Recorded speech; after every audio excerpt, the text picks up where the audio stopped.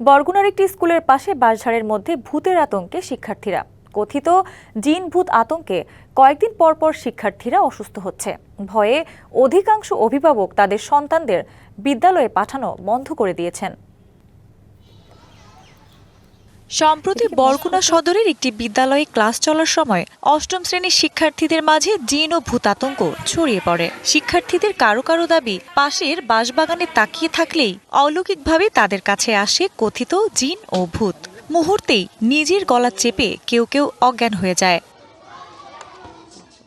2018 সালে একই ধরনের ঘটনায় স্কুলটির 27 শিক্ষার্থী রহস্যজনকভাবে অসুস্থ হয়। দীর্ঘদিন বন্ধ থাকলেও গেল বছরের শেষ দিকে আবারও জিন ও ভূত আতঙ্কে কয়েকজন শিক্ষার্থী। স্কুল কর্তৃপক্ষ স্থানীয় ফকিরের শরণাপন্ন হলে খাজুরতলা মডেল স্কুলকে বন্ধ করে দিতে বলেন তিনি। অনেক অভিভাবক তাদের বাচ্চাদের স্কুলে পাঠানো বন্ধ রেখেছেন।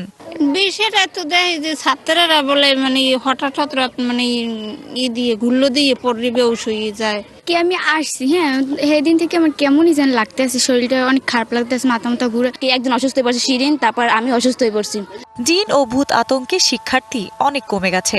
72 ঘন্টা ময়েশ্চার লক সমৃদ্ধ লিলি বডি ওয়াশ শিয়া বাটারের গুডনেস স্কিন রিপেয়ার করে রাখে সফট ও গ্লোয়িং। তবে স্কুলটির প্রধান শিক্ষকের দাবি, সকালে না খেয়ে আসায় অনেক শিক্ষার্থী হয়তো অসুস্থ হয়ে পড়তে পারে। গ্রাম সাইডে এখানকার মানুষ তারা ডাক্তারের চেয়ে হুজুর, তারপর কি বলে ওই যে ঝাড়ফুঁক একটু বিশ্বাস করে তারা বেশি।